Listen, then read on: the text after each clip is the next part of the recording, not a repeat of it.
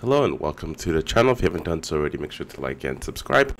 And today we are going to be discussing the price of the all-new Highlander Grand, the big one, the big brother of the Highlander. So let's go ahead and check it out.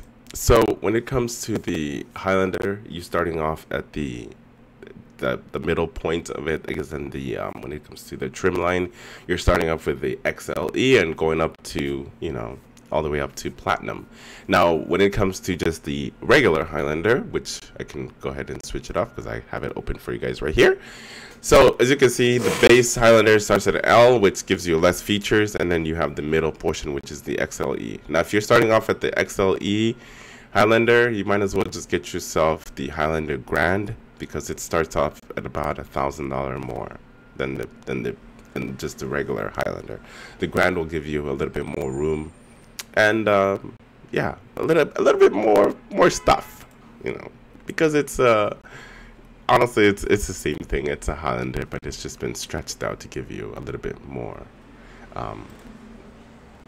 Overall, from what I've seen from the Highlander, it's enough of an upgrade, especially if you are in the market of a Highlander. This is the version that I would recommend you buying. Unless you money's a little tight, then obviously you want to go with the base model. Just get yourself a L. You're still going to have enough room. You're going to have 8 seats ready for you. But the back seats, they're not designed for a full adult like myself. You're going to have a hard time being comfortable in the third row, which is, with most companies that make third row seats, they're usually not very comfortable. Now you're gonna have your choice of 2 powertrain. When it comes to that, you can either go with the turbocharged or go with the turbocharged hybrid. If you go with the with this right here, the XLE hybrid, so you have a chance to get the 4-cylinder hybrid engine instead of the turbocharged, which kind of sucks, to be honest. We all know that any forced inductions don't really last that long when it comes to engine, but Toyota has been very masterful at making these vehicles last, especially with turbocharged. Same thing with Honda. You can trust that these vehicles will go the distance because of the nameplate. It's the name that drives them. Sorry, it's trash day. I don't know if you guys can hear it or not, but it's trash day. Let me go close the window though. So yeah. So if you want the platinum, the cream of the crop, and you want it with the turbocharged, you're looking at $53,000. And then if you want it to be hybrid, platinum, you're looking at $58,000. So about a $5,000 increase roughly. So you're looking at 37 to 34 mpg when it comes to the hybrid and the turbocharged one. Obviously, I'm assuming the reason why this gives a little bit less of mpgs because of the bigger wheels, so that comes into effect. I feel like this one is gonna have like just the average size, 18-inch, comparing to 21s or 22, whatever the heck they are.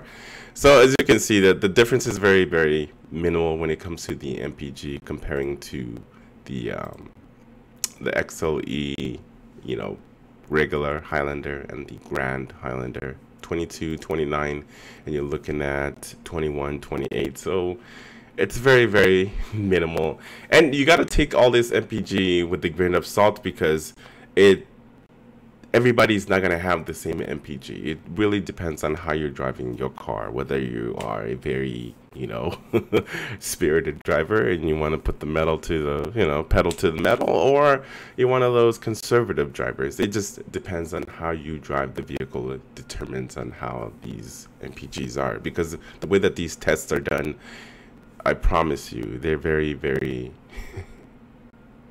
they don't put the power down when it comes to the mpg testing. They're driving it very conservatively. But yeah, so overall, the pricing of the Highlander Grand, to be honest, I feel like it's very good pricing. And if you want just the base model Highlander, save yourself some money, you can get just the regular Highlander, and that one starts at $36,000, which is not that bad. Get a third row seat.